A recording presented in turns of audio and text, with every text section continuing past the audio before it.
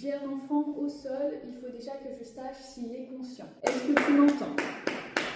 Si je n'ai pas de réaction, je frotte le torse. Si je n'ai pas de réaction, je pince le bout du doigt. Si j'ai une réaction à quelque chose sur ces gestes-là, c'est qu'il dormait. Si je n'ai pas de réaction à ça, il est inconscient. Il faut que je cherche s'il respire. J'ouvre les vêtements, je me penche au-dessus de lui, je vais sentir l'air contre ma joue et regarder son thorax pendant 10 secondes. Si j'ai au moins 2 mouvements, il est inconscient mais il respire, je vais le mettre en position latérale de sécurité. Potentiellement, tant qu'il tient dans mes bras, ça peut être dans mes bras, comme ça je peux ouvrir la bouche, je peux sentir s'il s'arrête de respirer, moi je respire derrière, ça le stimule, ou alors je le mets sur le côté au sol. S'il ne respire pas, je vais commencer par ventiler. Tant que je peux, je prends le nez et la bouche. Quand je ne peux plus, je vais basculer prudemment la tête en arrière et pincer le nez pour ne souffler que dans la bouche. Je vais souffler 5 fois. Vous mettez à peu près la moitié de votre air à chaque fois. Vous revérifiez. Si ça a fonctionné, position latérale de sécurité. Si ça n'a pas fonctionné, je vais masser. Même position que pour l'étouffement. 2 doigts entre les côtes, environ 1 cm sous les mamelons. Sauf que cette fois, je suis parfaitement au-dessus avec le coude verrouillé et je vais aller comprimer 15 fois. 1, 2, 3, 4, 5, 6, 7, 8, 9, 10, 11, 12, 13, 14, 15. Puis ventiler 2 fois.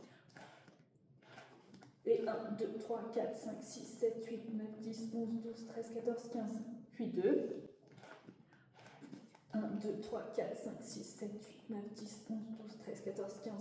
Jusqu'à l'arrivée des secours. Effectivement, je n'ai pas reprécisé. J'ai vérifié s'il était conscient. S'il est inconscient, je cherche s'il respire. S'il respire, PLS, j'appelle les secours. S'il ne respire pas, je ventile 5 fois.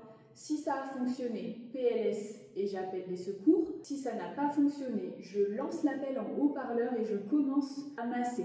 15, 2, 15, 2, 15, 2, jusqu'à ce qu'ils arrivent. Quand ils vous répondent au téléphone, vous pouvez rester sur le massage cardiaque, répondre à leurs questions, puis reprendre ensuite ventilation et compression. La position des doigts comme celle-ci, à peu près jusqu'à 1 an. Ensuite, on va passer à une seule main. Pour calculer comment mettre la main, je prends les bords externes de la cage thoracique, donc les 2 petits V. Je vais chercher le milieu et me passer sur la partie inférieure. Je vais faire pareil sur l'enfant.